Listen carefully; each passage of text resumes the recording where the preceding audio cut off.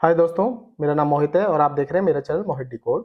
तो अब हम बात करने वाले हैं टेलविंड सीएसएस को आप कैसे यूज़ कर सकते हैं रिएक्ट जेएस प्रोजेक्ट में। तो जैसे आप सभी को पता है, टेलविंड सीएसएस एक फ्रेमवर्क है जो इजीली आपकी हेल्प करता है स्टाइलिंग करने में रिएक्ट जेएस प्रोजेक्ट में। सबसे पहले बात करें टेलविंड सीएसएस की डेफिनेशन की, तो टेलविंड एक यूटिलिटी फर्स्ट फ्रेमवर्क है। कोई पूछेगा यूटिलिटी फर्स्ट फ्रेमवर्क क्यों? ये लो लेवल फ्रेमवर्क है। इसका मतलब है कि फुल कंट्रोल होता है आपके हाथ में। जैसे बूटस्ट्रैप में फुल कंट्रोल आपके हाथ में नहीं था, पूरे का पूरा बटन उठाते थे, बटन की पूरी कलर करके पूरा प्रॉपर सीएसएस लगा के वो आपको प्री डिफाइन कंपोनेंट दे देता था उठा के। बूटस्ट्रैप में पूरे प्री डिफाइन कंपोनेंट बने होते थे, उसको आप अपने हिसाब से मॉडिफिकेशन कर देते थे। अभी सीएसएस बदल दो, इसकी स्टाइलिंग बदल दो, फॉन्ट बदल दो। इसमें सारी की सारी सीएसएस एक क्लास बेसिस होती है, एक क्लास के रूप में होती है जो डायरेक्टली अप्लाई होती है आपके एचटीएमएल एलिमेंट पे। तो उसमें एचटीएमएल एलिमेंट पे नहीं थी, डायरेक्ट डायरेक्ट पूरा एक कंपोनेंट उठा के देता था। ये आपको ऐसी फैसिलिटी देता है कि डायरेक्टली आप एचटीएमएल पे भी अपनी सीएसएस खुद अप्लाई कर सकते हैं, बट इनकी प्री डिफाइन वर्ड के हिसाब से। प्री डिफाइन क्लासेस होती हैं इनकी, वो यूज करके आप सीधे अपने एचटीएमएल फॉन्ट पे एचटीएमएल कोई भी कंपोनेंट हो गया, एचटीएमएल एलिमेंट हो गया, उस पर आप इजीली अप्लाई कर सकते हो टेलविंड सीएसएस को। ये है डिफरेंस बिटवीन बूटस्ट्रैप और टेलविंड। इस पर फुली कंट्रोल आपका होगा, बूटस्ट्रैप पे पूरा कंट्रोल नहीं था आपके पास। सबसे बड़ी बात, रिएक्ट के साथ सबसे ज्यादा यूज होने वाला फ्रेमवर्क है टेलविंड सीएसएस। इसलिए इस वीडियो को मुझे आपके लिए बनाकर देना पड़ा, और आपकी डिमांड भी थी टेलविंड सीएसएस को सिखाओ सर, तो इसलिए टेलविंड सीएसएस की एक प्रॉपर एक वीडियो आई है। तो सबसे पहले हम बात करते हैं इसको इंस्टॉल कैसे करते हैं। तो आप सीधा जाएं, एक अपना ब्राउजर में एक नया टैब खोलें और यहाँ लिखें टेलविंड सीएसएस रिएक्ट। अब जैसे टेलविंड सीएसएस रिएक्ट रखेंगे तो आपके पास एक वेबसाइट खुलेगी, Tailwind CSS with CRA create react app. इसको ओपन कर लो। इसको ओपन करने का मतलब ये नहीं था आप सीआरए से मैं आपको सिखा रहा हूँ करना, इससे सिर्फ मैं सिखा रहा था कि ये आपको ओपन करनी है सीआरए वाली। और इसमें होता है, इसमें लिखा हुआ है we highly recommend using wheat.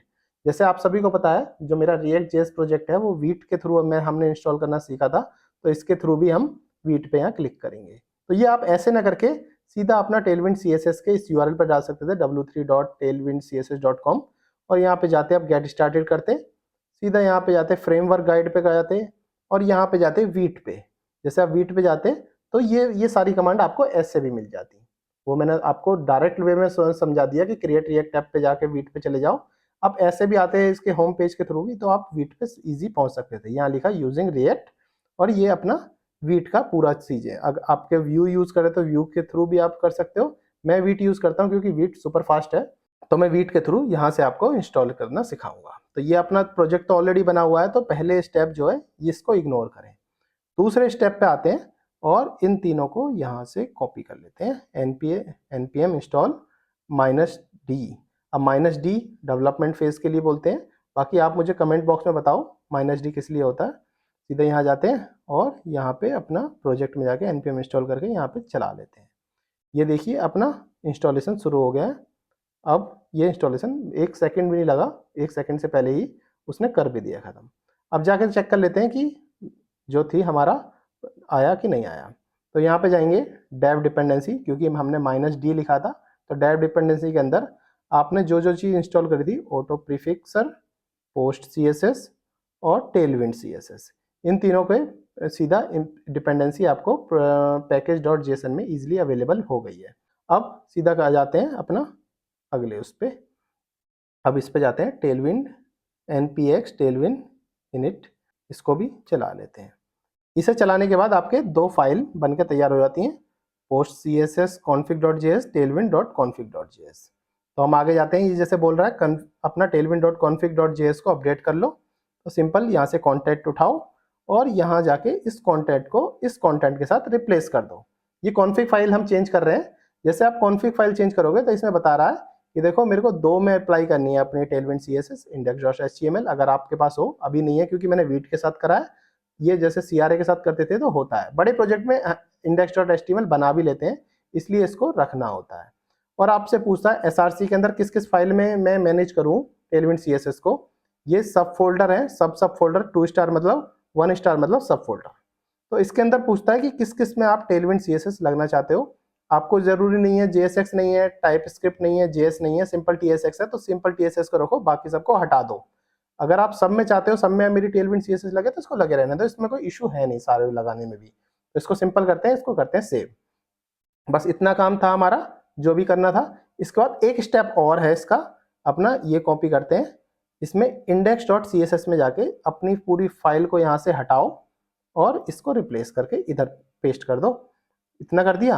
अब एक मेक श्योर रखना कि आपकी इंडेक्स डॉट जो CSS फाइल है वो आपके मेन डॉट CSS में इंपोर्ट होनी चाहिए। तो मैं यहाँ से इंपोर्ट कर लेता हूँ index.css। ये बूटस्ट्रैप और टेलविंड एक साथ दोनों भी चल सकती हैं एक ही प्रोजेक्ट में, पर कोई प्रॉब्लम नहीं होगा। आप, मैं सिर्फ समझाने के लिए आपको दोनों चला के दिखा रहा हूँ। वैसे मोस्टली प्रोजेक्ट एक ही यूज करते हैं, या तो बूटस्ट्रैप करो या टेलविंड, पर दोनों चलने में कोई प्रॉब्लम है नहीं।